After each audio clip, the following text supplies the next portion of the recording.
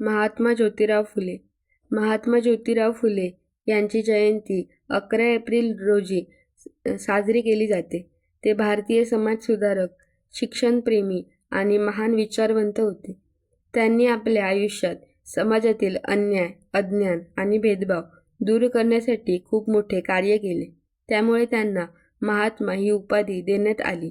त्यांचे जीवन आपल्यासाठी प्रेरणादायी आहे.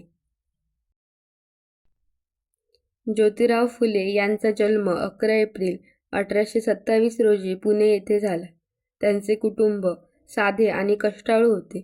लहानपणापासूनच त्यांना शिक्षणाची आवड होती. त्या काळात समाजात खूप अंधश्रद्धा आणि जातीभेद होते. त्यामुळे अनेक लोकांना शिक्षण घेण्याची संधी मिळत नव्हती. पण फुले यांनी या गोष्टींना विरोध केला. महात्मा फुले यांनी महिलांच्या शिक्षणासाठी खूप मोठे योगदान दिले.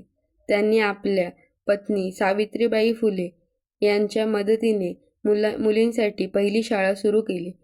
त्या काळात मुलींना शिकवणे चुकीचे मानले जात होते. तरीही त्यांनी धैर्याने हे काम केले. त्यामुळे समाजात शिक्षणाचा प्रसार झाला.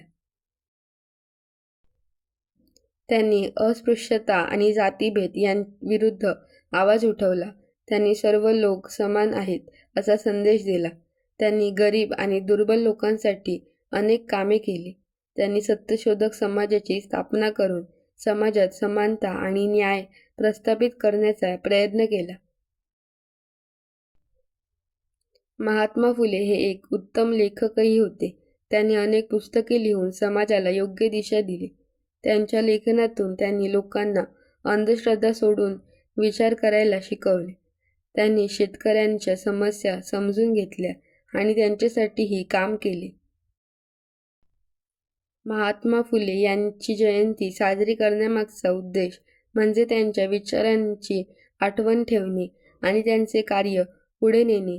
या दिवशी शाळा, महाविद्यालये आणि विविध संस्थांमध्ये कार्यक्रम आयोजित केले जातात. त्यांच्या प्रतिमेला पुष्पहार अर्पण करून त्यांना आदरांजली दिली जाते. आपणही महात्मा फुले यांच्या शिकवणीचे पालन केले पाहिजे. शिक्षणाचा प्रसार करणे, समानता राखणे आणि अंधश्रद्धा दूर करणे हे आपल्या प्रत्येकाचे कर्तव्य आहे. महात्मा फुले यांचे जीवन आपल्याला सत्य, समता आणि मानवतेचा मार्ग दाखवते. त्यामुळे त्यांची जयंती आपल्या सर्वांसाठी प्रेरणादायी ठरते. धन्यवाद. निबंध कसा वाटला कमेंट करून नक्की सांगा. आणि तुम्हाला कोणत्या टॉपिकवर एसे पाहिजे ते देखील कमेंटमध्ये सांगा. थँक्यू.